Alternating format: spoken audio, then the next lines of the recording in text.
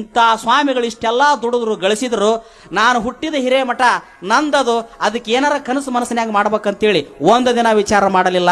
ಸಂಬಂಧ ಇಲ್ಲ, ಸೂತ್ರ ಇಲ್ಲ. ಒಬ್ಬ ಸಮರ್ಥ ಸ್ವಾಮಿಗಳ ಹೆಸರಲ್ಲಿ ವಿಲ್ಲು ಬರೆದಿಟ್ಟು ಹೋದ್ರು. ರಕ್ತ ಸಂಬಂಧಿಗಳನ್ನ ಹಚ್ಕೊಳ್ಳಿಲ್ಲ.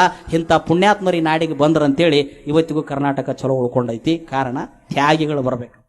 ಎಲ್ಲಾರ ನಾನು ಸ್ವಾಮಿ ಚಲೋ ಅದೀನಿ, ಇಷ್ಟೆಲ್ಲ ಮಾಡೀನಿ, ನಾನು ವಂಶದವ್ರನ್ನ ತರ್ತೀನಿ ಅಂದ್ರೆ ನಿನ್ನ ಹೆಂಗೆ ಸ್ವಾಮಿ ಅಂತಾರಪ್ಪ? ಅಪ್ಪನ ಮಗ ವಾರಸ ಹಾಕನ, ಸ್ವಾಮಿ ಅಣ್ಣನ ಮಗ ತಮ್ಮನ ಮಗ ವಾರಸ ಹಾಕನ. ವಿರಕ್ತಾಶ್ರಮ ಎಲ್ಲೈತಿ? ವಿರಕ್ತ.